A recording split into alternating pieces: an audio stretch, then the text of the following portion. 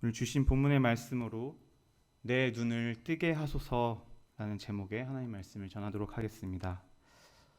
오늘 하루도 우리는 옆자리에 앉아 계신 아름다우시고 또 멋지신 잘생기신 우리 성도님들 함께 바라보는 그 기쁨을 누립니다. 일상 속에서 느끼는 우리의 감각들을 통하여서 우리가 살아있음을 느끼죠. 그래서 내가 말하는 거, 맛보는 거, 듣는 거, 보는 거, 이런 모든 것들이 그 어느 것 하나도 우리에게 소중하지 않은 것이 없습니다.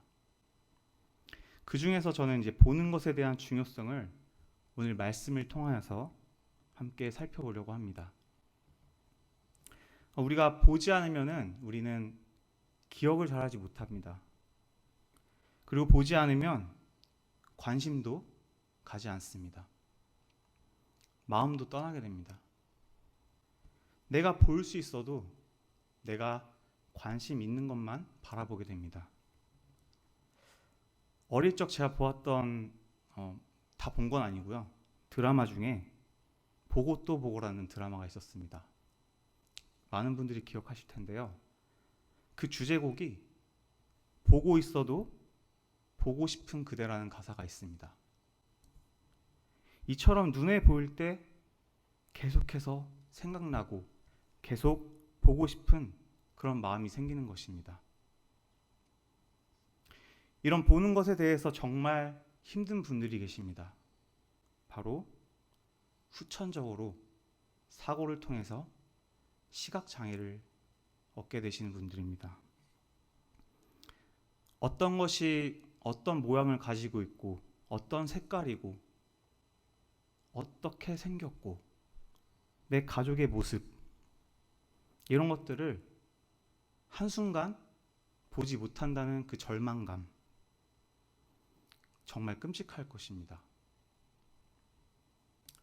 서울대학병원의 그 연구팀의 조사 결과를 보면 이런 분들이 일반인들보다 우울증과 자살률이 거의 2배에서 3배 이상 높다고 합니다. 선천적 시각장애를 가진 분들도 물론 세상을 적응하고 살아가는 것이 결코 쉽지는 않으실 것입니다. 이것이 우리 인간이 가지는 육체의 약점입니다. 어느 누구도 비껴갈 수 없는, 우리는 모두 예비 장애인일 수 있습니다.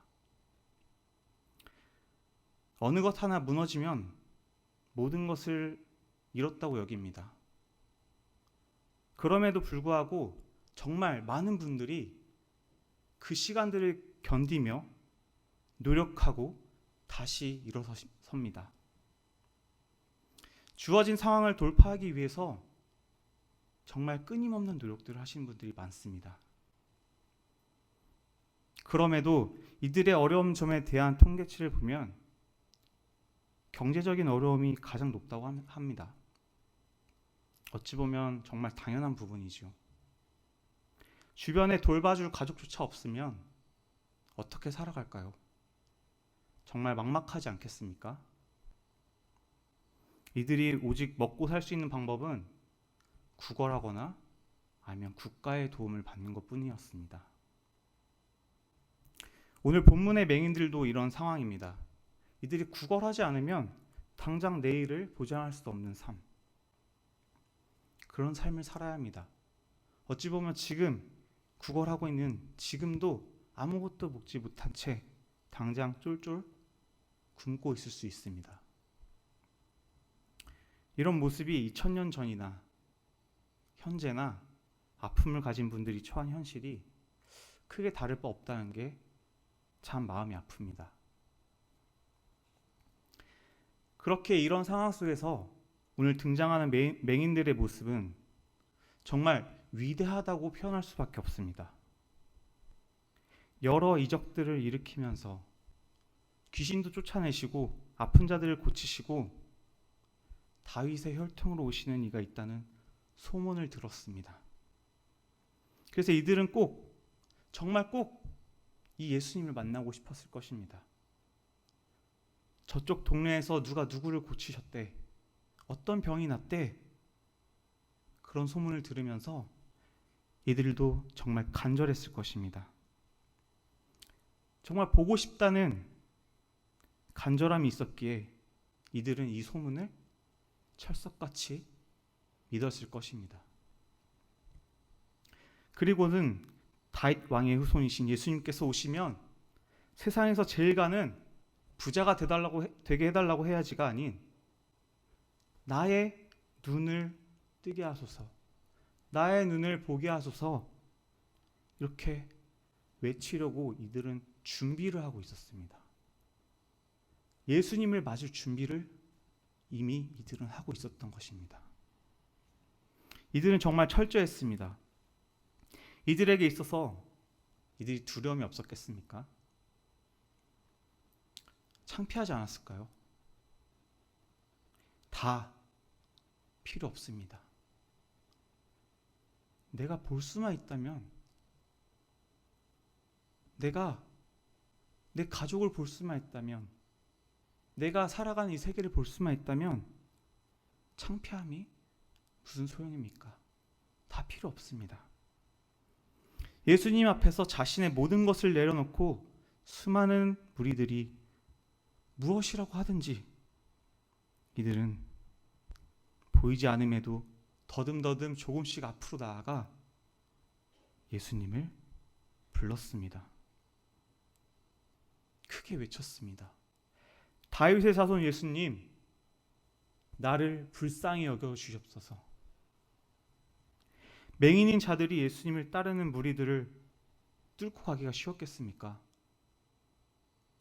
가까이 다가가기조차 정말 어려운 발걸음이었을 겁니다. 이 무리는 이들의 걸음을 막았습니다. 수많은 무리들, 예수님을 따라다녔던 수많은 무리들이 예수님께 가까이 가려는 자들을 막았습니다. 이들이 예수님을 불러 세우는 것을 막고서 예수님 가시는 위대한 발걸음을 막지 말라고 오히려 혼내고 호통쳤을 겁니다. 그럼에도 맹인들은 예수님께 나아갈 굳은 결심과 그 갈급함이 있었습니다. 예수님은 자신을 따르는 그 무리들을 바라보시면서 그 속에서도 중요한 것이 무엇인지를 확고히 아셨습니다. 그분이 걸어가는 발걸음을 따르는 무리에 품고 있는 그 속마음과 그 이유는 참된 것이 아니었음을 아셨고, 이 앞에 있는 맹인들이 예수님을 바라보는 참된 시선을 느끼셨습니다. 누구나 딱 봐도 맹인인 자들이기에 그들에게 소원이 무엇이냐고 하면 뭐라고 대답하겠습니까? 당연히 보게 해주세요, 이렇게 얘기하지 않겠습니까? 그것을 예상할 수 있음에도 예수님은 이들이 기꺼이 이들이 앞으로 나올 수 있게 하시고 그들의 원하는 바를 물으시고 영적인 아픔을 돌보시기 위해 오셨는데 이들의 육적인 아픔까지도 돌보아 주셨습니다. 예수님께서는 우리 중심에 귀를 기울이십니다. 흔히 어떤 것에 대한 증명을 위해서 보이는 것에 대해서 크게 중점을 둡니다. 일단 뭐라도 보여야 내가 믿을 수 있지. 일단 보여주세요. 예수님을 보여주시면, 하나님을 이 자리에 보여주시면 내가 믿을게요. 이렇게 얘기하는 자들이 너무나 많습니다. 그러나 증거들을 보였음에도 믿지 않는 자들도 있기 마련입니다. 예수님에 대한 것도 그렇습니다. 예수님 당대의 많은 이들 앞에서 부활하시고 그 부활하신 사실을 수많은 사람들에게 보이시고 그리고 말씀으로 남기셨음에도 2000년 시간이 흐른 지금 현재를 살아가는 수많은 자들이 증거가 기록된 이 말씀을 허구로 여기고 믿을 수 없다고 합니다. 여기 앉아 계신 성도님들은 예수님을 직접 보셨기 때문에 예수님을 믿습니까? 아닙니다. 우리는 들었습니다. 말씀을 보았습니다. 말씀을 통해서 그 증거들을 읽었고 보았고 성령님께서 우리 가운데 주관하시어 믿도록 도우셨습니다. 그리고 이를 따라 믿음이 성장케 하시고 그분의 말씀이 예언되고 성취되어진 것들을 바라보며 내 삶 가운데도 역사하신 하나님에 대한 믿음이 성장하였습니다. 우리는 이런 존재들입니다. 우리의 삶 속에서 역사하시며 일하시는 하나님을 우리의 힘으로 믿은 것이 아닌 하나님의 도우심으로 믿게 된 존재들입니다. 그런데 말씀 속의 무리들은 당시 예수님의 행하신 이적들과 하나님의 나라에 대한 말씀들을 현장에서 직접 목도하고 예수님이 하시는 말씀을 직접 들은 자들입니다. 예수님께서 행하신 기적들을 보면서 뒤를 따랐습니다. 이들은 모두 구원자가 필요한 자들이었습니다. 그러나 앞에서 말씀드렸듯이 이들의 품고 있는 그 속의 바람은, 그 속에 진짜 그들이 원했던 것은 현재 삶 속에서 이끌어내고 해방시켜줄 그런 구원자를 외치고 바랬던 것입니다. 이 무리들의 환호성과 소음 속에서도 예수님은 맹인들의 진심 어린 울음소리에 귀를 기울이셨습니다. 주님을 믿고 기다리며 부르짖는 자들의 목소리에 예수님은 기꺼이 귀를 기울이셨습니다. 우리가 믿지 않는다면 아무 일도 없습니다. 기대할 것도 없습니다.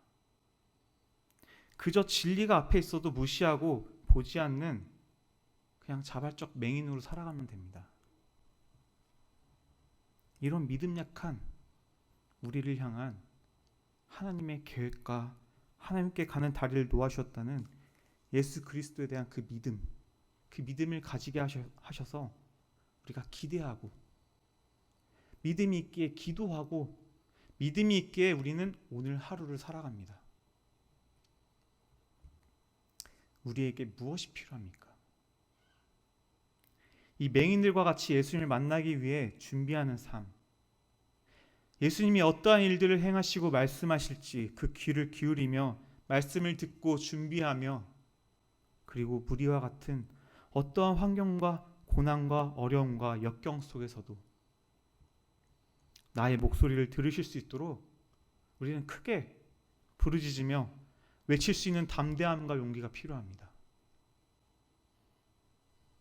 예수님이 이들의 필요를 아시지만 이들의 목소리로 직접 외치도록 하셨습니다.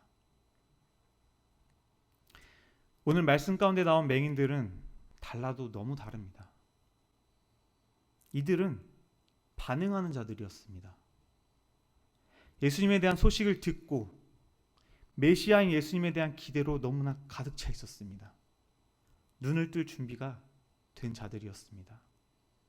그렇기에 하나님의 때가 이르자 이들은 하나님의 그 자비하심으로 눈을 뜨고 주님을 바라보게 되었습니다.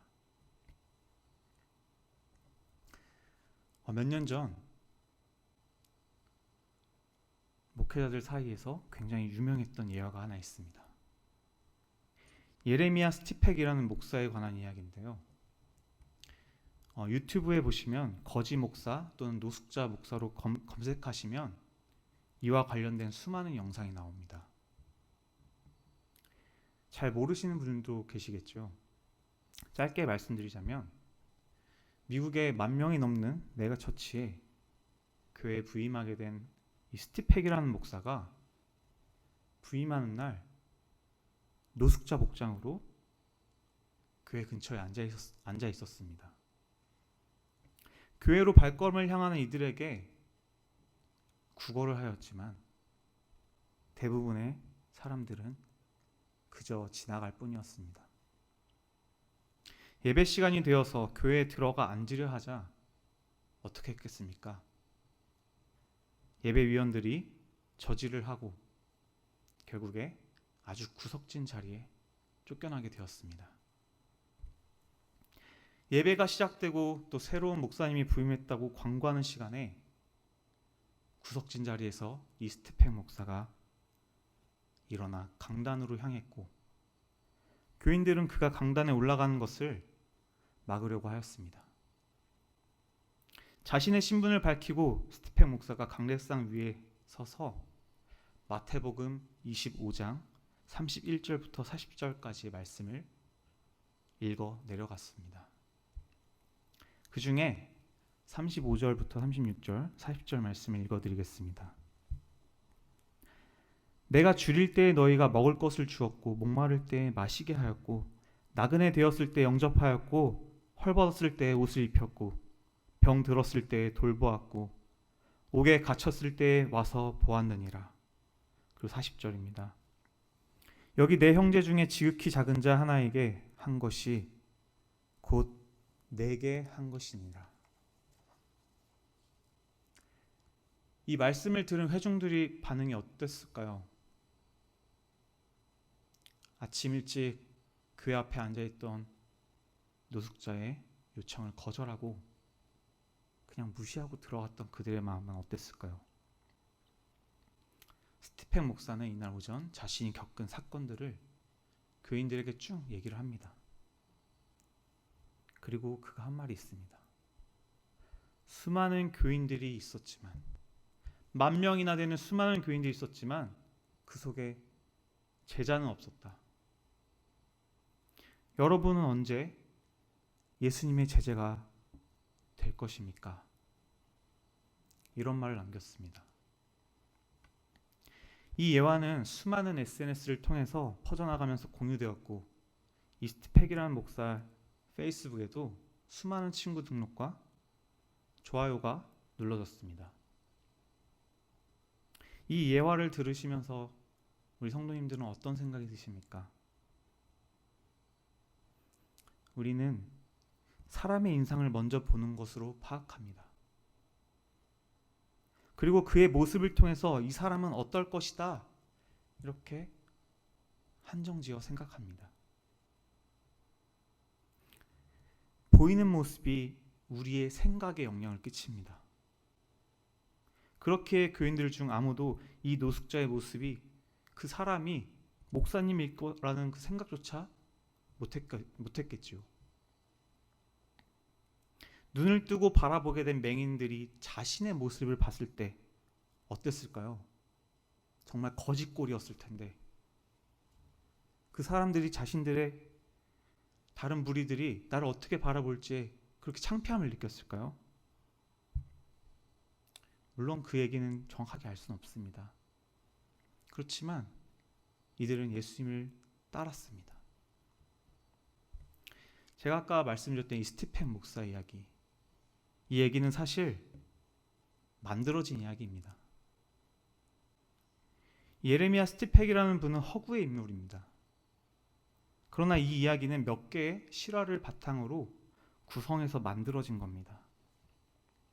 실제로는 이제 미국 테네시 주에 있는 담임 목사인 윌리 라일이라는 목사님이 자신이 부임할 교회 가기 전에 4박 5일이라는 기간 동안 노숙 체험을 하면서 겪었던 실제 이야기가 바탕이 됩니다.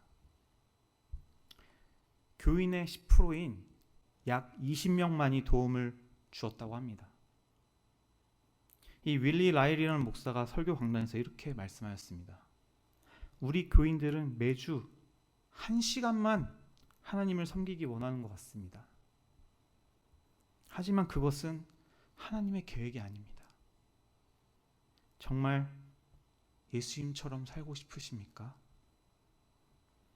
이렇게 우리 삶 가운데 물음을 던졌습니다.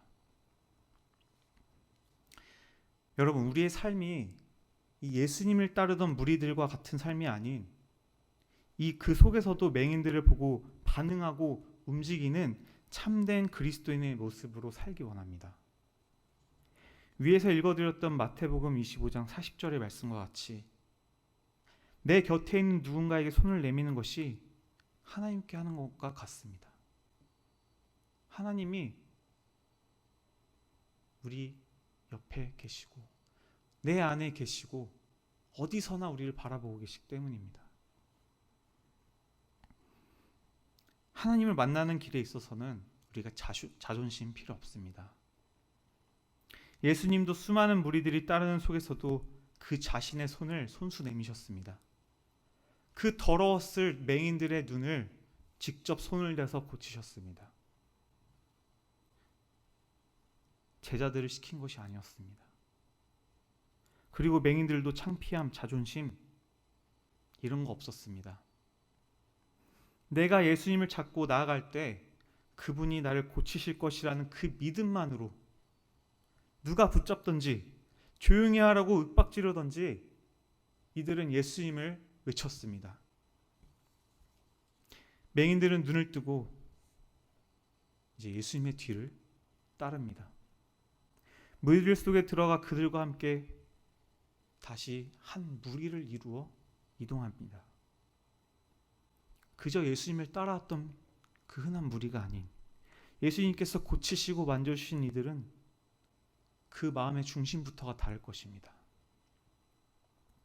예수님의 제자로 살아가는 우리도 그저 예수님을 따르는 수많은 무리들 중 하나가 아니길 정말 소원합니다. 참된 예수님의 손길을 기대하고 만지며 기꺼이 주를 따르는 자들이면 합니다. 믿음에는 그 받은 사랑에 응답하고 부르짖고 따르는 행동이 과감한 행동이 필요합니다. 그래서 예수님을 따르기 위해서 우리의 두 손이 기꺼이 더럽혀졌으면 합니다. 하나님께서는 그저 품속에 품고 있는 깨끗한 손보다는 기꺼이 더러운 것이 묻어도 내밀어주고 붙잡을 줄 아는 그런 손을 기뻐하십니다. 오늘 예수님께서 만난 그 두 맹인은 다윗의 자손인 예수님에 대한 어떠한 기대를 품고 있었을지 이들의 그 갈급함은 그 기대는 우리가 헤아릴 수가 없습니다. 두 맹인에 관한 짧은 이야기는 나의 믿음의 상태를 다시 바라보게 해줍니다. 예수님의 행적 가운데 정말 짧은 이 6절의 짧은 이야기는 그저 읽고 넘어갈 만한 내용이 아닌 나의 신앙생활 가운데 정말 필요한 우리의 태도와 열정과 믿음이 담겨 있습니다. 성도 여러분, 우리는 매일 아침 눈을 뜬다는 것에 감사하며 삽니까? 내일 아침 알람 소리에 일어나는데 내가 볼 수 없는 상황이라면 얼마나 절망적일까요? 우리가 눈이 있어도 제대로 바라보지 못한다면, 참된 것을 바라보지 못한다면 그 눈은 제 기능을 하지 못하는 것입니다. 눈을 가지고 있어도 진실을 제대로 보지 못하는 그런 무리들과 같이 되지 마시기 바랍니다. 예수님을 향해 다른 마음, 다른 뜻을 품고 있는지 먼저 나의 자신을 돌아보고 바르게 바라지 못한다면 맹인보다 못하다는 것을 기억하시기 바랍니다. 무리와 같이 수많은 상황들이 우리 앞을 막고 비난하고 막아도 살아계신 하나님의 그 앞에 믿음으로 구하고 내가 하나님을 만날 준비를 하고 부르짖으며 나아갈 때 하나님은 나의 눈을 열어 당신을 바라보게 해주십니다. 기꺼이 당신을 따르게 해주십니다. 맹인들이 마지막에 한 것이 무엇이었죠? 그들이 보게 되자마자 예수님의 뒤를 따랐습니다. 예수님을 정말 만난 자의 모습이 바로 이렇습니다. 예수님 조금만 기다리세요가 아닌 즉각 그분을 따릅니다. 그것이 참 그리스도인의 모습입니다. 하나님 말씀을 앞에 두고도 그것을 제대로 보지 못한다면 우리의 눈은 그저 장식일 뿐입니다. 세상 속에서도 올바르게 말씀으로 영적인 시선으로 바라볼 수 있게 해달라고 우리는 매일 외치며 간구해야 합니다. 편협한 시선, 제한적인 시선으로 판단하고 바라보지 마시기 바랍니다. 말씀 속의 맹인들이 바란 것은 그들의 삶 가운데 가장 필요한 것, 그들이 당장 먹을 빵과 돈을 달라는 것이 아니었고, 더 위대하게 만들어 달라는 것도 아니었고, 이들에게 있어 가장 필요한 것, 주님도 알고 계셨던 것, 그들의 육신뿐만 아니라 영적인 시선과 믿음까지도 치유하시며 이끄시고 그들을 고치시는 것이었습니다. 성도 여러분, 우리가 보기 원하는 것이 이런 것이었으면 합니다. 참 진리이신 예수님을 바라보고 예수님을 부르짖으며 예수님을 따르는 삶이 되시길 원합니다. 나의 눈이 올바른 것들을 바라보도록 매 순간 기도하며 간구하십시오. 주님, 나를 불쌍히 여기사 당신만을 바라볼 수 있도록 도와주세요. 이렇게 외치시기 바랍니다. 나를 불쌍히 여겨주세요. 그래서 매일 눈을 열어 나를 불러주신 주님을 찬양하고 나의 눈을 들어 주를 바라보는 성도님들 되시길 기도하겠습니다. 함께 기도하시겠습니다.